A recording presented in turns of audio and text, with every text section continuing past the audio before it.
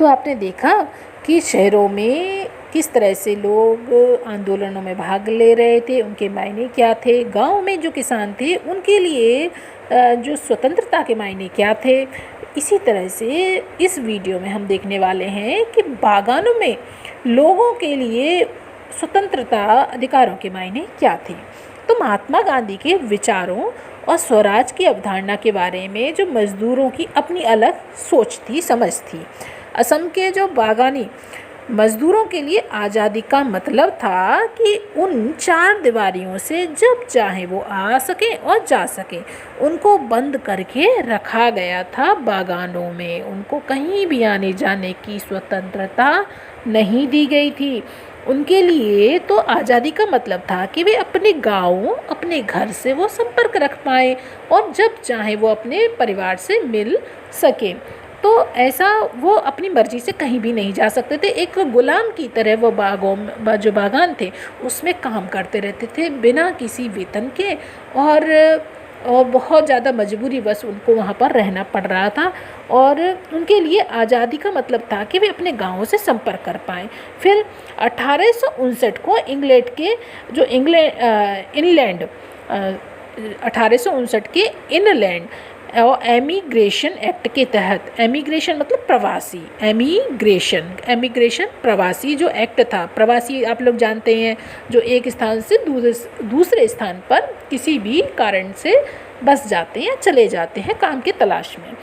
तो emigration act के तहत बागानों में काम करने वाले मजदूरों को बिना इजाज़त जो बागान थे उनसे बाहर जाने की छूट नहीं होती थी।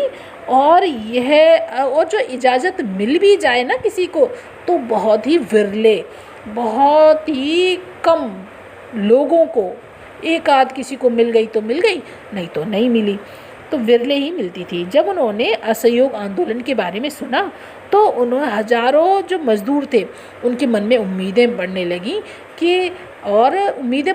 कि अब तो क्या गांधी जी ने ऐसा आंदोलन चलाया है और हम भी इसमें सहयोग करेंगे। तो बस इसी बात को लेकर उन्होंने क्या शुरू कर दिया,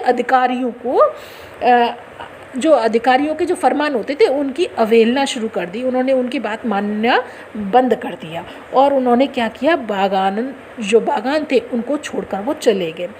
और कहाँ चले गए, अपने घर के लिए। उनको लगता था कि अब तो गांधी राज आ रहा है गांधी राज आ रहा है और वो इसलिए अब तो हर एक को क्या हुआ, गांव में भी ज़मीन मिल जाएंगी, क्योंकि उस समय ज़मीन छीन ली गई थी मजबूरन, उनके पास कोई ज़मीन नहीं थी। इस कारण से वो बागानों में काम करने के लिए आए, लेकिन वो काम करने के लिए तो आए लेकिन वहीं वो फंस कर रह गए थे।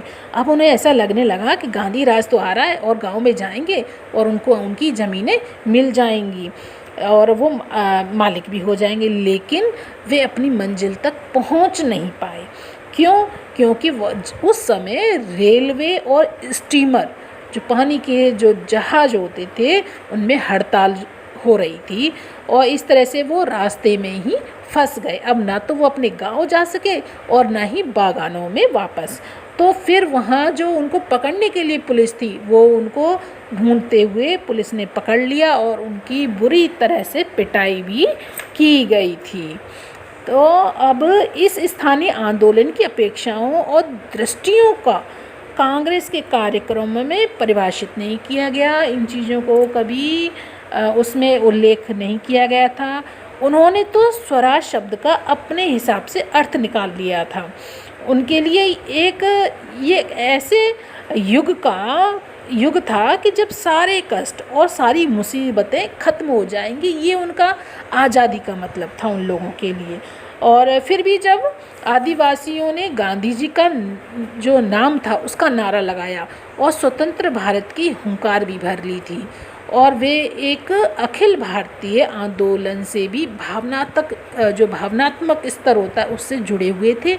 जब वे महात्मा गांधी का नाम लेकर काम करते या अपने आंदोलन को कांग्रेस के आंदोलन से जोड़कर देखते थे तो वास्तव में एक ऐसे आंदोलन का अंग बन ही जाते थे जो उनके इलाके तक ही सीमित नहीं